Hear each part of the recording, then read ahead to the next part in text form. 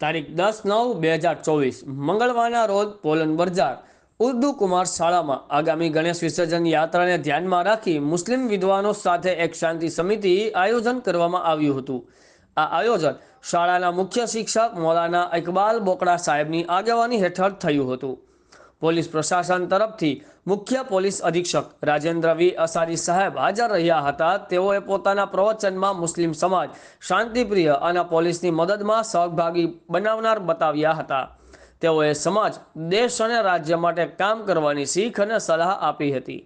મૌલાના ઇકબાલ બોકડા સાહેબે પોતે લખેલી પુસ્તક ગુજરાતના ઇતિહાસમાં મુસ્લિમોનો ફાળો 3 મુખ્ય પોલીસ અધિકારીઓને અર્પણ કરી હતી।